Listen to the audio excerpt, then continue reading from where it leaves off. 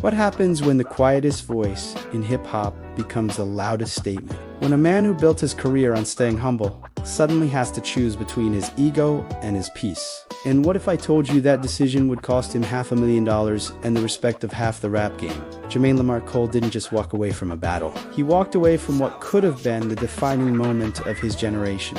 But before we get to that bombshell, you need to know two things that will change how you see everything. First, the real reason. J. Cole backed down from Kendrick Lamar has nothing to do with fear and everything to do with a promise he made to himself at 6 years old. And second, there's a lawsuit that's not about money.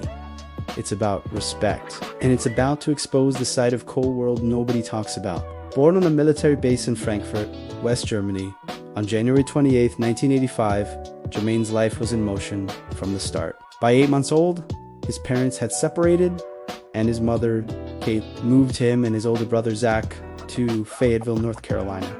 Fayetteville wasn't kind to dreamers. At just 6 years old, Jermaine was already smoking cigarettes with older kids. But the moment that changed everything wasn't the cigarettes.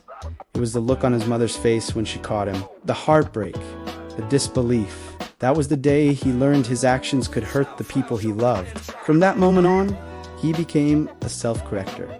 A kid who learned early that your choices have consequences. Before rap, there was music. His first hip-hop memory was Cool, Mo D. A poster on his wall, a name he loved. Then Tupac died. It was 1996. Jermaine was in 6th grade, and something shifted. He wrote his first rap, a tribute to Pac, feeling like he had to carry the torch.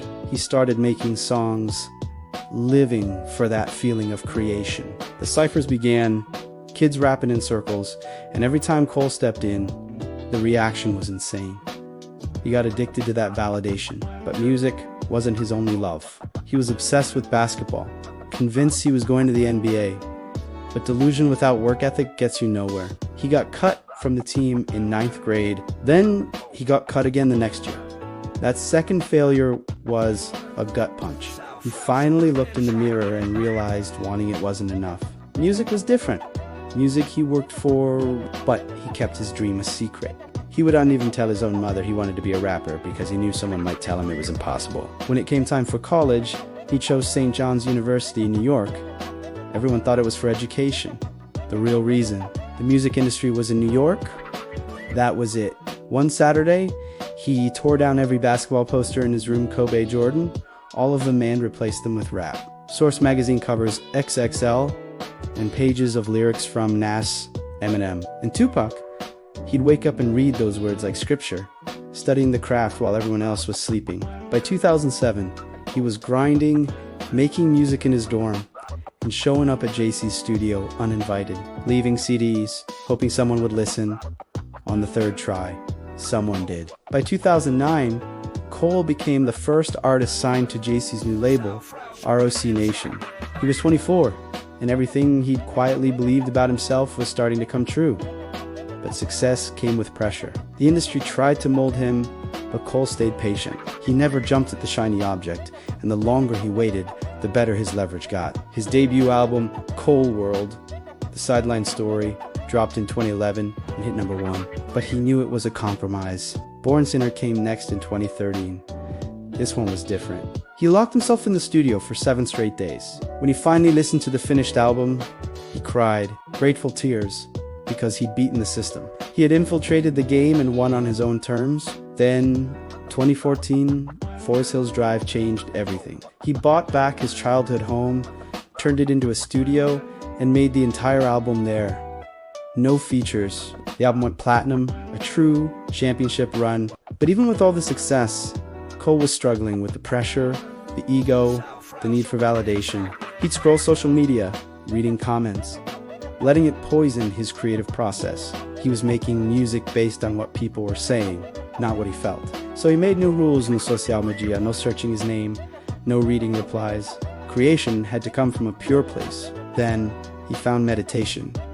It brought him clarity and revelations about his life. The albums that followed For Your Eyes only, K.O.D. And the off-season solidified his place as one of the big three in rap, alongside Kendrick Lamar and Drake. Which brings us to 2024. Kendrick Lamar dropped a track taking shots at both Cole and Drake. The rap world held its breath. Cole had a choice: ignore it or respond. He responded with the diss track 7-Minute Drill. The battle was on. But just 2 days later, at his Dreamville festival, Cole did the unthinkable high, apologized. He called his own diss track the lamest, goofiest thing he'd ever done, a misstep that disrupted his peace. Then he pulled this song from all streaming platforms. The internet exploded. Half the world called him soft. The other half called him wise. But what they didn't understand was that Cole wasn't afraid of Kendrick. He was afraid of becoming someone he promised himself he'd never be. Remember that 6-year-old boy? That self-corrector was still there, saying, "This isn't you, this isn't why you make music." So Cole chose himself. He chose peace. But the fallout wasn't over. In October 2025, rapper Cameron filed a lawsuit seeking at least $500,000, claiming Cole broke a verbal agreement for a feature. The lawsuit exposes a human side of Cole, a man who makes mistakes in a game that demands gods. His mixtape also faced backlash for a lyric perceived as true. This wasn't his first controversy, but this time felt different. Through it all, Cole's personal life remains intensely private. He married his college sweetheart, Melissa Helt, and they have 2 sons. He is trying to teach his kids the lessons it took him 30 years to learn.